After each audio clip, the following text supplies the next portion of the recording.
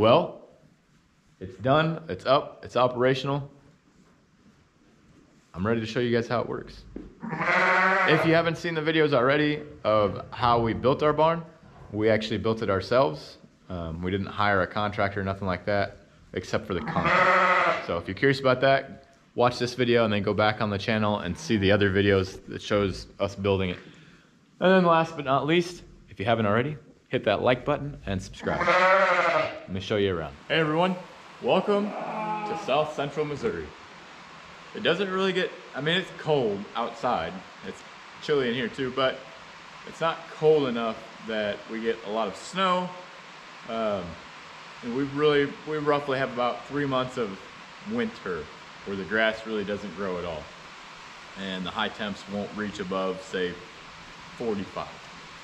So, weather-wise, not terrible. The problem with that, I'm gonna show you. And actually the biggest reason we built this massive livestock barn you see here. The thing is that lambs, specifically, like that little guy, they don't do well with freezing rain. It's kind of strange because like really cold temperatures, mom can feed them enough and keep them warm and it's not too bad. But for some reason with freezing rain, it seems like it gets on their fur.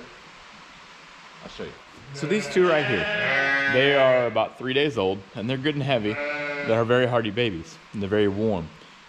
But the thing is that with their fur, you can see it's not real thick, and you can actually see their skin when you separate it a little bit, or when you just go like this. I can see their skin. The issue we have is that what'll happen is they'll go from being warm, you know, feeding off mom, but the freezing rain just drains their body temperature.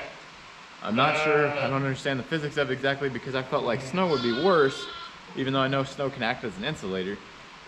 But either way, what would happen is we'd come home and we'd have lambs, you know, 10 or 15 lambs that we have to go warm up in the house and then get them back to mom. And the problem with it is that when we touch them, when they rub against other lambs, that takes their scent, their mom's scent, that takes it away from them. And it makes it hard for us to get mom to say, hey, this is your baby, you need to take it. So we ended up deciding that we need to build a barn because it got to the point where it was just happening too often. Last year we got 7 times that we had freezing rain, and it wasn't a lot of freezing rain. Most of the time it was less than 1/10 of an inch. Actually every time last year was less than 1/10 of an inch. The year before that we actually got 3/4 of an inch of freezing rain, and obviously it was ice on everything, and we actually lost a ton of lambs. There was much we could do because it started doing it. It wasn't forecasted. It was supposed to be rain and then ended up dropping temperatures. So there wasn't much we could do at that point, but we lost a lot of lambs that year. This will help tremendously with it because it keeps them dry. And even right now with it being cold out, it's 36 degrees, but it's raining. So we're at that point where a little bit more of a drop in the temperature and it's gonna be freezing rain again. So, hey guys, I'm trying to record here and you're bumping the camera. So that brings me to the first point. This is where they live for roughly about 3 months. Sometimes a little less, sometimes it'll probably be a little more.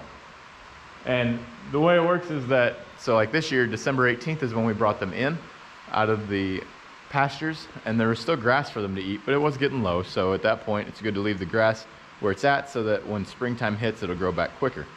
The other thing is that when we feed hay on the pasture, there's nothing wrong with that. There is waste, of course, but that waste depends how you look at it. I wouldn't necessarily consider it 100% waste. The reason I say that is because it's gonna go back into the ground. It's gonna decompose and go back. The issue, like within here, is that you can see we've wrapped all of these bales with a cattle panel, and every few days we make it to where it's tighter. That bale right there, we couldn't get that one any tighter because I had the bale too close to the wall, unfortunately. And so we just let it open and let them eat what they have. There, they'll eat it down very well, and they'll eat most of it. There's gonna be some that, it's not so much that we don't want them to eat it, it's that it's got soiled, so they pissed on it, or peed on it, or they have manure on it, and we don't want them eating that. That's what this pile is. We scraped this up. I'm actually going to clean this out here after I get done talking to you guys. The other thing is, when you look at all this in here, right? This is all sawdust. Well, sawdust, hay, pine shavings, of course manure, and urine. We're gonna scoop all that up and we'll throw it in the manure spreader, just like we're gonna do with that hay that got wasted. And we'll take that and we'll spread it on the hay field. This actually works out much more to our benefit for a few reasons. The biggest one being, this works out to our benefit for a few reasons. And the biggest one being, you can see that all this sawdust is very dry, right? But it's absorbed their manure, their urine, so it's very nutritious for the ground. Anyways, you can see how light it is too. And when we do that, how it's very open. It's not compacted, it's not hard lumps or anything like that. That's very good, because that means that our manure spreader, what's up? You just trying to get your 5 seconds of fame on Nibbles? Nibbles was a bottle baby last year. Nope, sorry, year before that. Anyways, so this is going to be very good for our hay fields. And since we cut all of our hay off of our hay field, we want as much of that nutrients to go back to our hay field as we can.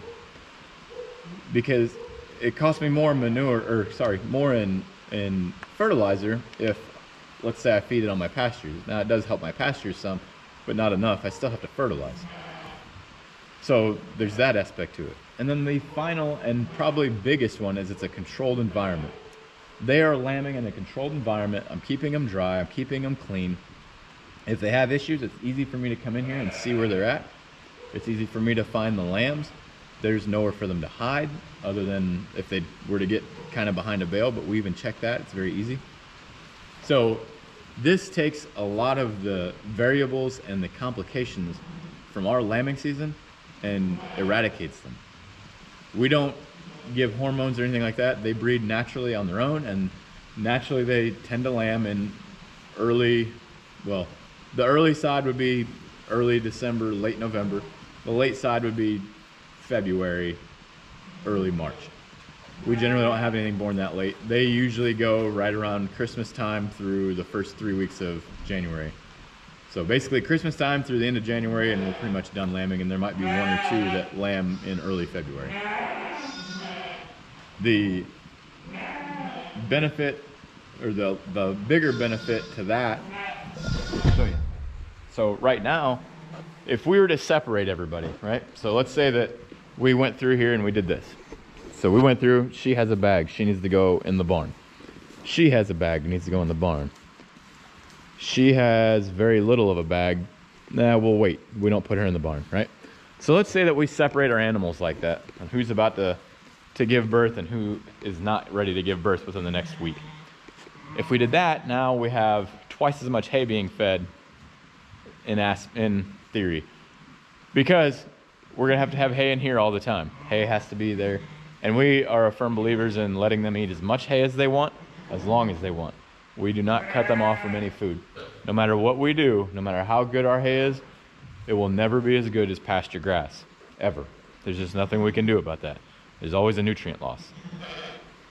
So if, let's say that I've got half of my flock in here and I've got half of it outside. Well, the half that's outside, I'm gonna unroll a bale. I'll unroll however much of a bale that I deem necessary for them, and I'll also leave a full bale out there. The problem is, I don't know if you can hear it on the video, it's raining right now. And it rains a lot through the winter. Last year, we had actually the last 2 years, we've had incredibly wet winters. Good for hay growth in the spring, really bad for your pasture if you have animals on it, because they don't have anywhere to go, they don't know to walk in the same area to not make everything muddy. And it turns this whole, for instance, this whole barnyard and lambing paddock 1 over here was nothing but a mud pit. If you're curious about what I'm talking about as far as the paddocks, we do have a video that explains our rotational grazing. But the other thing is that if I turn them out after they lamb, right, again, we still have 2 groups then, and we're still putting hay out, we're keeping a bale out for them. And not only that, but they're going to start destroying that pasture the longer they're in it. So it makes it to where I'm creating problems. I'm solving a problem, but I'm creating more problems for myself. So let me think here. Look at this guy. So if I got to the point where I want to separate them, right? It can be done. There's no problem with that.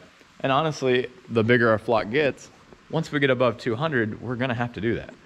Because by USDA standard, these guys are supposed to have 20 square feet. So that's mom and both of her babies. So total 20 square feet for realistically 3 animals. That's not a lot of space. To put it in perspective for you, a pallet is 4 foot by 3.5 foot, a little over 3.5 foot. So it's just a little bit bigger than the space a pallet would take up. Now, I know that they don't move a lot, and they really don't move a lot in here. When I'm not in here and then you're getting them excited, they're actually pretty calm. They eat some hay, and then they go lay down, a lot like she's doing right there. Most of them would be laying down. And they've all got fed grain just recently. So, and that brings us to our next, I guess, item. These are bottle lambs. Sometimes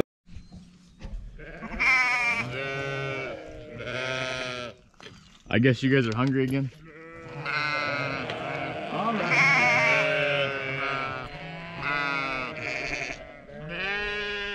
It happens that mom gives birth and she either isn't producing milk, she rejects the babies, whatever the case is. Well, yes, you can make it to where you put them either in a pen together, but the mom can still hurt the baby. The other thing you can do is you can kind of tie the mom up to where she can't move her head, she can't move her legs, and she has to stand there and let the baby eat.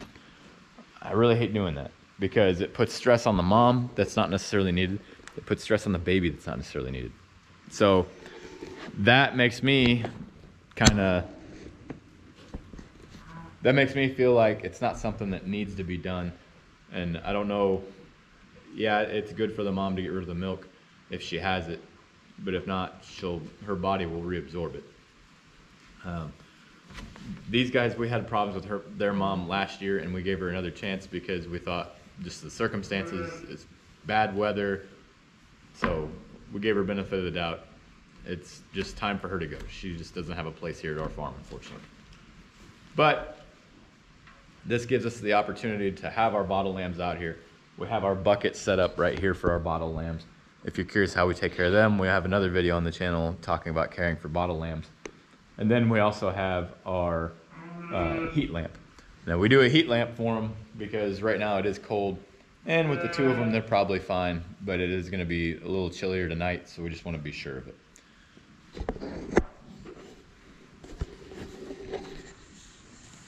Lastly, they have their water. Their water is accessible, and it is just like in the pasture where it's constantly filling up. This keeps fresh water in there for them, keeps the hose actually, it keeps it from freezing. And if and when it needs to be cleaned, it's pretty easy to clean it because it's had water in here that's not frozen. And then last but not least, this is a staging area to bring the tractor in. And this is how we'll clean the barn. The barn gets cleaned roughly about once a week. Sometimes a week and a half. Like right now we're going on a week and a half. That's mainly because we started out with one design and we ended up changing it, and then we changed something else. So now we're pretty well set with what we want. This is working out well for us. We like the way it's set up. We like the way it runs.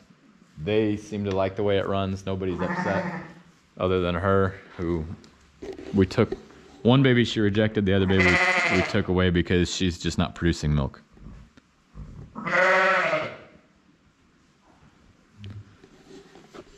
So that is why we needed a livestock barn. If you're curious about how we did it, go back. Previous videos shows how we built it. My wife and I built it ourselves the first time, and then yeah.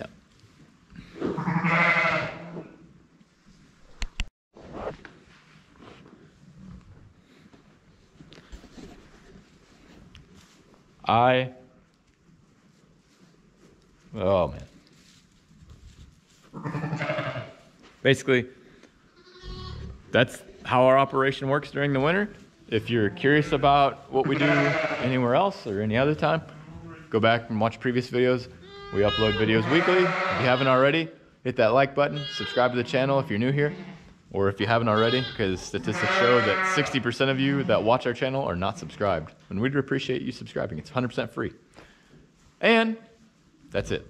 So we'll see you next week. Have a blessed week. Be safe.